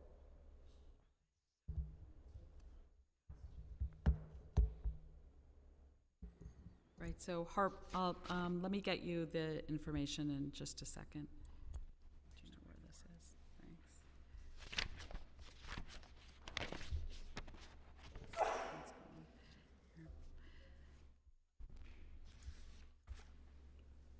I know we're in the process of working with DDC on Harper Street. We can get you a specific update as to where that reconstruction is.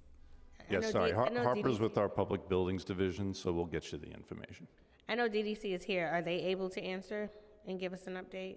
Yeah, we're going to try to get you an update now. Okay. Thank you. And while you're looking for that, I have a couple more asphalt-related questions. What is DOT's opinion about the use of recycled asphalt pavement? Is there further room for improvement to use more than 50% recycled asphalt pavement? And along with DOT's use of recycled tire, rubber, and asphalt mixes, and the use of recycled plastic waste in the hot mix asphalt, which of these technologies or innovative mixes does DOT believe will have the greatest environmental and cost-saving potential for the city? Thank you for that question. So currently, this past year, we have used 43% recycled asphalt in our pavement. That is a very good number. We're usually hitting around 40, but now we're trying to increase it without reducing the quality of the mix. We're interested in getting as high up as 50% if we are able to. And when we redo our Harper asphalt plant and we have a brand new plant, we're hopeful we can also increase the percentage there. So using RAP is great. That's an excellent thing that material doesn't get back in the landfill. It reduces costs. It still produces a very good material for the roadway. As you mentioned, we've also been looking at what we call synthetic binder asphalt. And sometimes people are calling it plastic asphalt, but it's not yet using recycled plastic bottles, for example. The technology that is present, especially in other parts of the world, is using new plastic sort of pellets in this product. The beauty of that product is that someday it will probably get into recycled plastic, but the best thing about it for us in the short run is that we can have a material that can easily be colored. So black asphalt is dark. You can't really put a color in there. It just gets eaten up by the petroleum-based product that asphalt is. But if we use this synthetic binder, it can be clear, and then we can add in dyes and coloring. So we did some very interesting pilots using red and green asphalt, and we've been watching how well they hold up. But unfortunately, the materials for those two pilots had to come all the way from Europe, from 2 different countries in Europe, because we're not yet there in this country to have all of that yet. So what we need to do is bring the industry along so we can do more localized things. The price of those pilots was quite high, so it's not really something that's feasible to do on a large scale yet. But we are working with the industry, and we intend to advance all of those technologies so we can have more of that.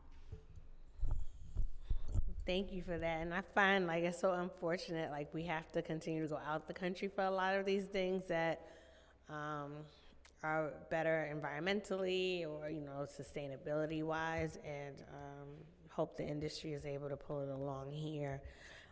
My colleagues earlier asked a question about potholes. And so I wanted to know, as a follow-up, is there a plan to increase the internal capacity for hot asphalt to make sure potholes are corrected the first time?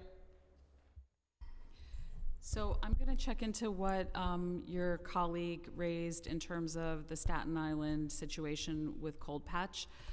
We do have hot asphalt available day and night. We have vendors that we work with, so we should not be making any widespread repairs with Cold Patch. I'm going to pause real quickly to let Councilmember Ressler ask his questions. Good afternoon. Good to see you all. I have a lot of DDC and DP, or I should say DEP related questions on our infrastructure, but I'm going to focus today on my least favorite project, the BQE. Sorry, Deputy Commissioner Schwartz, but you're here, so what a gift. So I just firstly wanted to talk about a broader issue, salt, and the deterioration and negative impact that salt has on our concrete bridges, on concrete on our bridges. Why do we continue, or could you first just speak to the negative impact that salt has and explain why we continue to use salt instead of alternative approaches? Good to see you, council member. Always. So salt can deteriorate steel, right? So what happens is if you get cracks in your concrete pavement and it's reinforced concrete, it gets to what we call the reinforcing bar, or rebar for short, and then that can create a corrosion cycle. The corrosion cycle then results in rust. Rust takes up a bigger volume than steel, and then those internal pressures then create popping or delaminations, and that leads to the deterioration of pavement. Salt is, though, right now, also the very cost-effective material to de-ice the streets in the city. Going to other alternatives, such as sand, does not do any melting. And then there's alternative materials which we use in very specific locations, which do an adequate job but are extremely costly. So we do alternative de-icing within DOT. Most of the salting is done by sanitation, of course, on the street system. And we use those on the East River bridges, and we use them on the BQE, the cantilever section between, and other structures, the 21 bins between Atlantic and Sands. But of course, the deterioration and the need to replace deteriorated rebar is also extremely costly to the city, and potentially massive capital projects. So the upfront costs of salt or a more costly alternative may or may not make sense long-term financially for the city. When did you discontinue use of salt on the BQE triple cantilever? So we discontinued use of salt on that in 2021. And we also did something else that I think is really positive that we don't talk much about, is we implemented a deck sealing program. So there are materials out there, silane is a commonly used one, that is applied to bridge decks. We do that as a matter of course on major capital projects where we'll apply the material. And we received funding a number of years ago for a couple of crews to now go out and every 4 years or so reapply the material. And so that's an approach to actually help prevent the permeation of the chloride ions that are coming out of salt into the bridge decks and into that rebar. So we actually clog up those pores and prevent that from going through.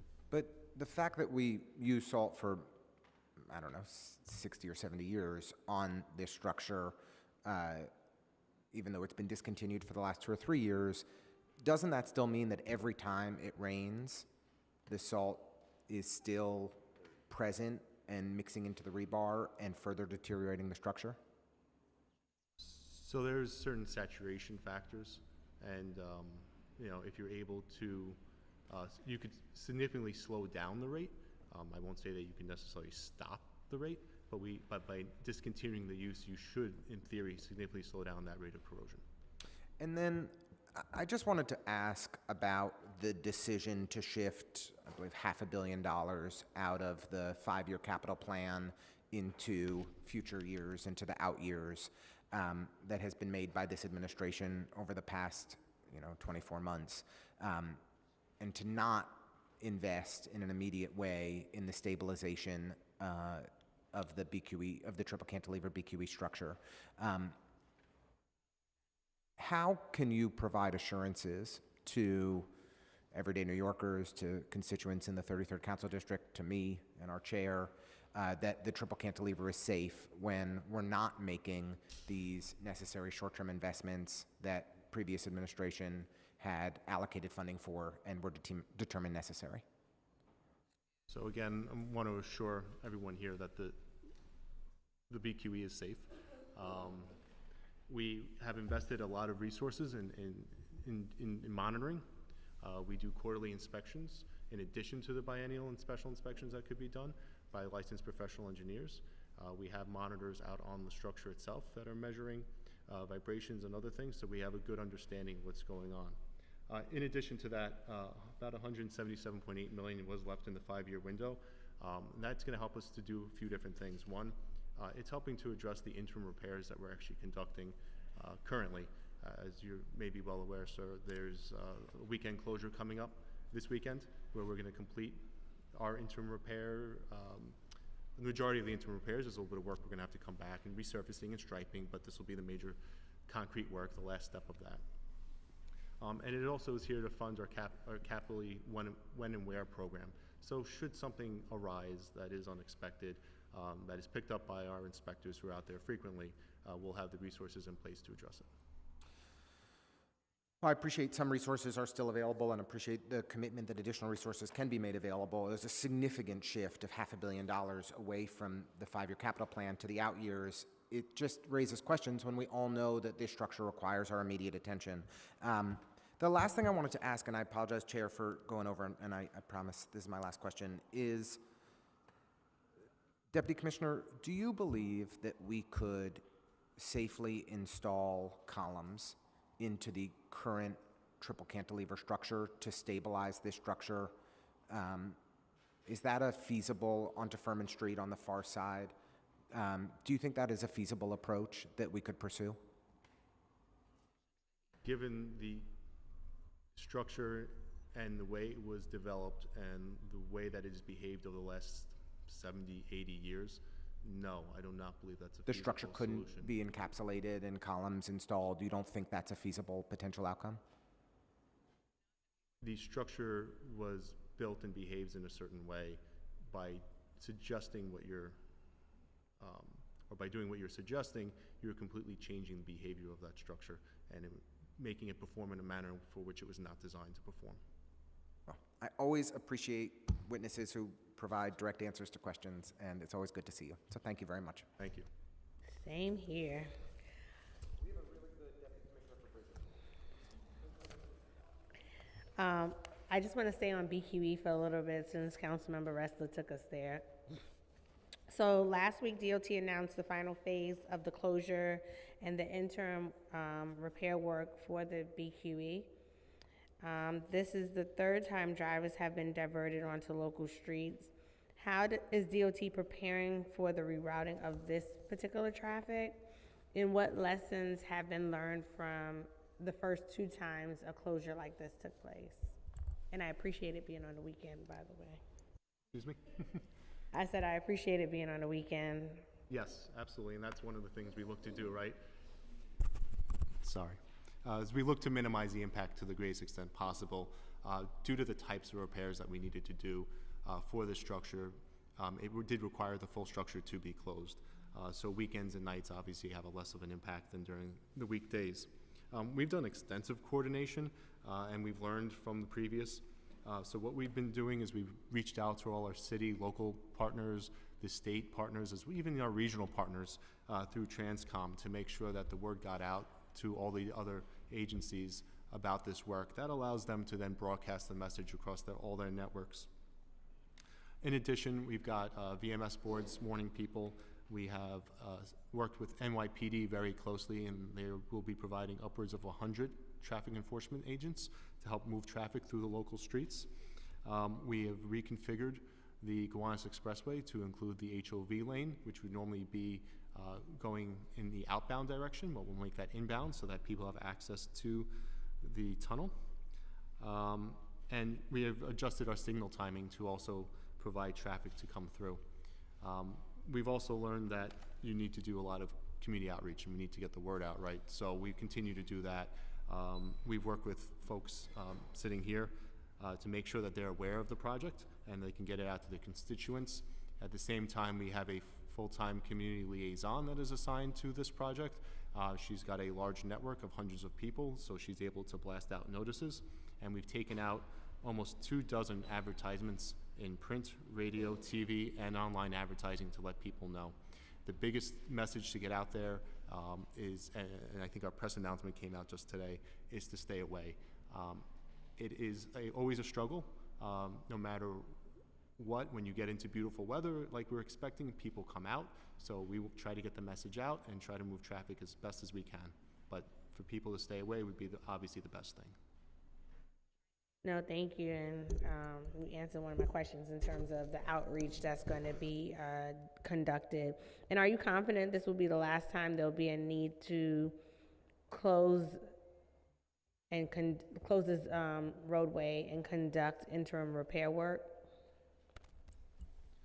It's the last time that we have it scheduled currently. We continue to monitor the condition of the structure, and should future repairs warrant, then we may be in the same position again. And I know you answered some of these questions with Councilmember Ressler, but I just wanted to get a little bit more granular on some additional questions. So there's approximately $174.9 million allocated in the 5-year capital plan for the rehabilitation of the BQE from Sand Street to Atlantic Avenue project. In the 10-year capital plan, there was a total of $1.5 billion allocated to this project. What is the current scope of this project? What is the status of this project? And what is the updated timeline for completion?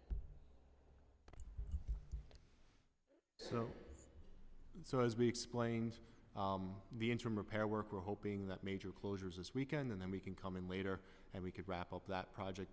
So the balance of the money that's within that 5-year window, would then support any other needed repairs that come up. be they when and, most likely in the when and where sense or other flags that may occur.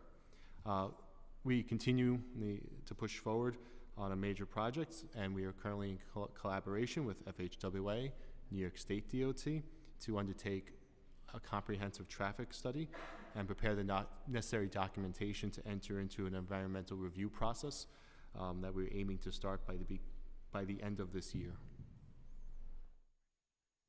And then what's the updated timeline? So if you're going to start at the end of this year, what's the timeline? Right, so we would start that at the end of this year. It's a federally mandated 2-year process, and then construction could begin as early as fiscal year 2028.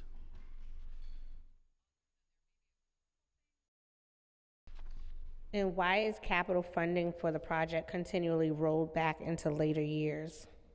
The funding is just moved within the capital plan to better align with the schedule of the project. And is the DOT running into any challenges with the completion of this project? If so, can you share that with us? Bridge projects take a very long time and are very complex, so there's always challenges that are coming up. We're working through those. It's really a matter of close relationships with our federal and state partners to try to get through that process. And we've got a very robust community engagement aspect to this as well, to try to bring everyone along in the process at the same time. By taking these steps early, you set yourself up hopefully for a very successful project. Can you give some examples of what some of the challenges are? So one of the things that has been spoken about quite publicly is just the number of lanes, for example, that the highway will be, right? And so we have undertaken these traffic studies, and our goal is to assess that data and be able to build a structure that is as narrow as possible, but that meets the needs and demands that come out of the study. Right now, that BQE is currently about 33 feet, so it's substandard by today's standards. So we do need to bring it up to safety standards, and then we'll work through the data with our partners to get to what the right solution is. And in February, the Federal Highway Administration rejected the city's application for a grant that would have provided $800 million in funding to replace the decaying triple cantilever portion of the 11-mile BQE. What was the reason given for the rejection? And how does the department plan on moving forward with repairs of the triple cantilever without this federal grant money? Sure. So, as you know, the administration is committed to delivering that long-term fix for that city-owned portion of the BQE. And we're grateful to the Biden administration for even the opportunities and the other ways that they look to help support us in that mission. The submission was early in the timeline. I think we were all aware that it was a little bit early, but it was smart to get it in, get some feedback. It has no impact to our timeline, and then we look forward to future opportunities to resubmit a stronger application.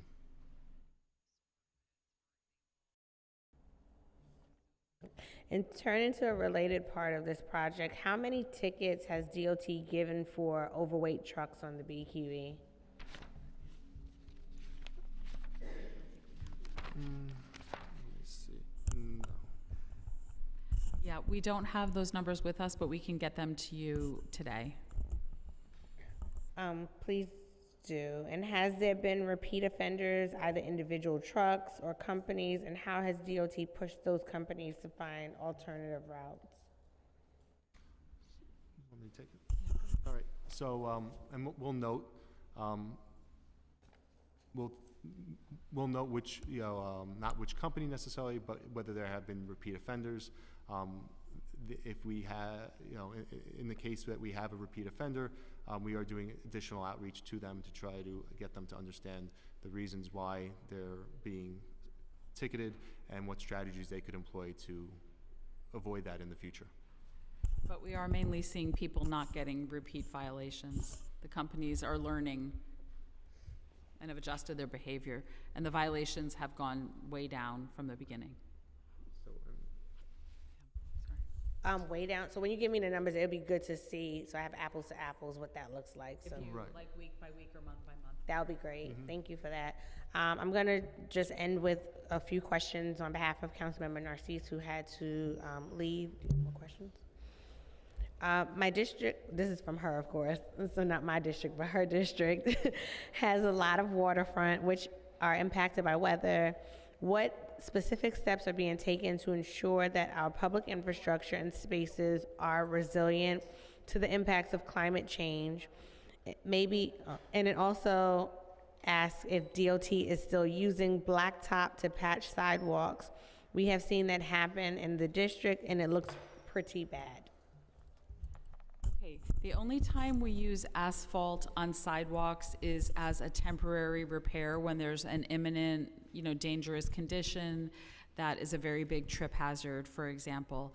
So in very few circumstances we do it. We recently did a small area around one of the NYCHA buildings, and we have then scheduled the permanent replacement to go back in and do it properly in concrete. So that does not happen very often, but if she has anything she wants to give to us, that is fine.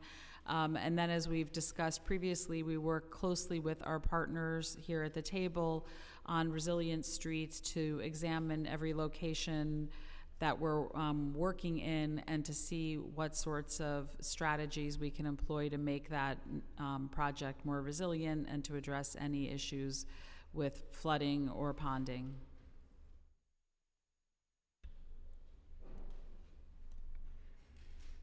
Which council member was that for?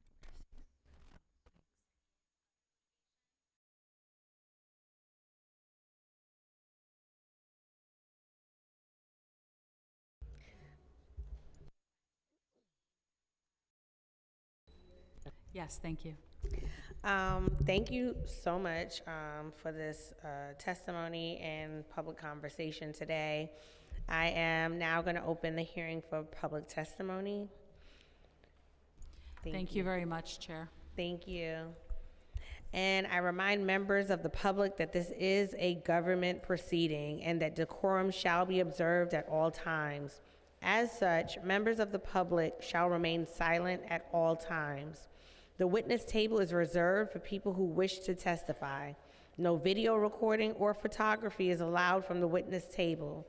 Further, members of the public may not present audio or video recordings as testimony, but may submit transcripts of such recordings to the Sergeant at Arms for inclusion in the hearing record. If you wish to speak at today's hearing, please fill out an appearance card with the Sergeant at Arms and wait to be recognized. When recognized, you will have 2 minutes to speak on today's hearing topics. Today's hearing topics are the oversight of future-proofing the city's public infrastructure, intro number 272, a local law in relation to a capital plan and timeline for installing public bathrooms, intro number 574, a local law to amend the administrative code of the City of New York in relation to expanding the information provided on the open space coordination platform. If you have a written statement or additional written testimony you wish to submit for the record, please provide a copy of that testimony to the Sergeant at Arms. You may also email written testimony to testimony@council.nyc.gov within 72 hours of this hearing. Audio and video recordings will not be accepted. I will call the first panel, which will be Sharon Brown and Raul Rivera.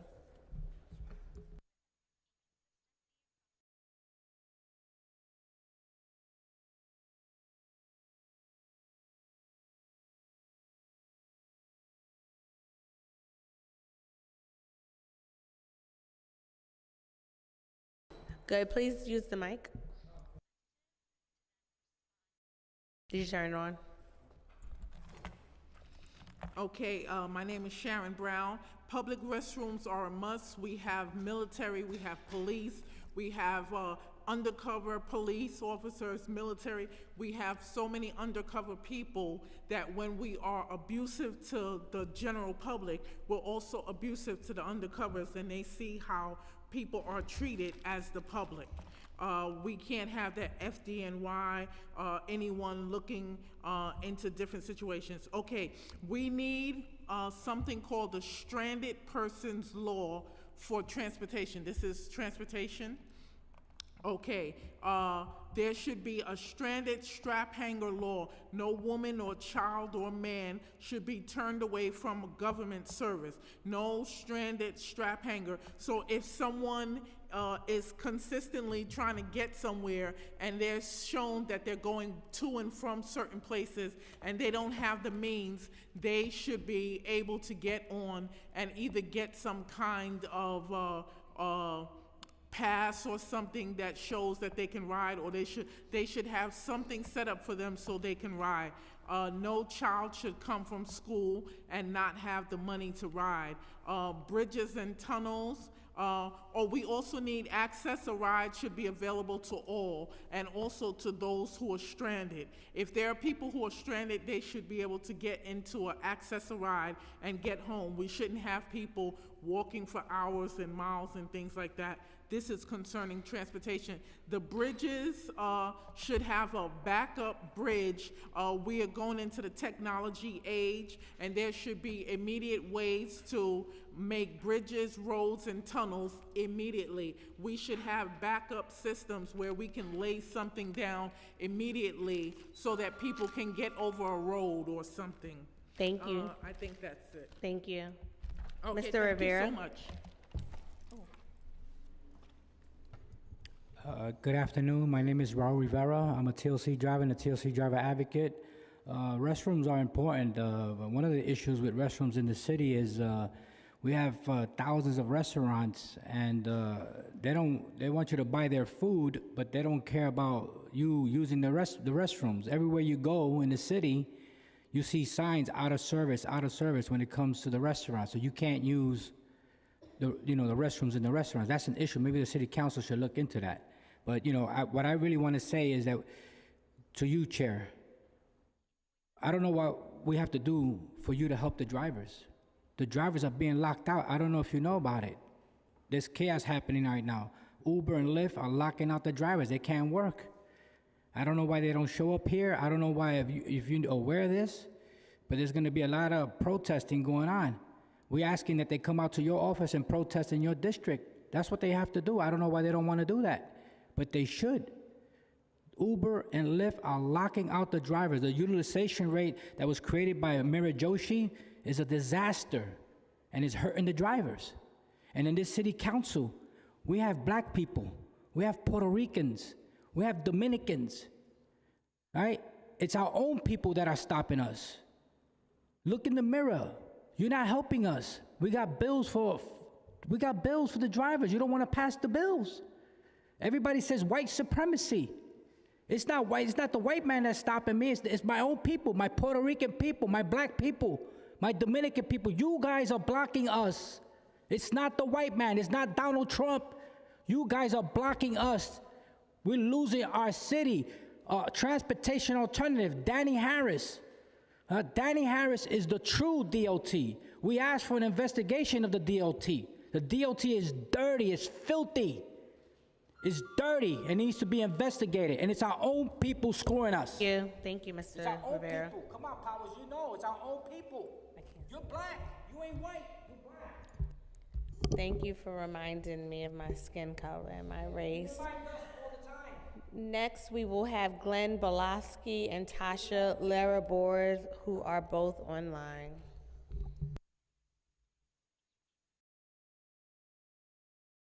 Good morning, Chair. How are you today? Hope everyone's well. Thank you for this spicy last testimony. And I'm sorry about that. Some people you can't control. So thank you so much for your great team, Chairwoman Selvina Brooks, and also for this important infrastructure meeting. And I also want to thank Central staff and your local team as well. We're talking about infrastructure. I'm in the parking ticket industry. When we've had Hurricane Sandy, sadly, it hurt a lot of people who are still hurt. We need this infrastructure done. We really need it, and we really need it now. We've also lived through not just Hurricane Sandy, but the terrible bombings on 9/11, the terrorist bombings, and many other things that have happened where we don't even have the ability to go have hearings on tickets because the city closes down the PVB just like they did during COVID, and backlogs of tickets, and they won't let us do virtual hearings. They just make it hard for people, and it's really not nice. Government needs to be nice. There needs to be a little love, a little compassion, and there's zero from the Department of Finance in that respect. I want to thank the chair and the team for my opportunity to testify. Thank you so much. Thank you. Next, we'll hear from Tasha Larabors. You may begin. Yes. Hello, good afternoon. My name is Tasha Larabors. I'm a transportation and voting community organizer for Center for Independence of the Disabled, New York. I wish to speak about an important issue that Sydney wants to bring to the committee's attention. Serious safety concern on New York City streets and sidewalks. The increase over the past few years in the use of recreational electric mobility devices such as electric bikes and scooters. Users of these means of transportation regularly ride on city sidewalks, often not stopping at crosswalks and are ignoring stop signs and red lights. They also often do not abide by directional regulations of the streets or lanes they are riding on. This is a major safety hazard for all New Yorkers trying to navigate the city streets. This is a safety hazard for people with disabilities. We have people with visual or hearing impairments, and it affects them. In fact, it's come to our attention that there have already been several accidents on NYC streets owing to these issues. The DOT is responsible for ensuring the safety of all pedestrians on NYC streets, including individuals with disabilities. It's Sydney's position that the safety action plans currently in place are no longer sufficiently protecting New Yorkers with disabilities, and these plans need to be updated in consideration of the massive increase of the use of electronic transportation devices, and the documented fact that this increase is correlated to accidents, causing injury and, unfortunately, death. Sydney is advocating... Time has expired. Thank you. All right. Thank you. Do you want to finish you can finish your sentence. I think you were ending. Yes, that was just... we also request efforts to protect individuals with mobility, hearing, and vision impairments are expressly considered and incorporated into these updated safety plans. Thank you. Thank you. If there's anyone online that wishes to testify and was not recognized, we ask that you raise the hand icon now.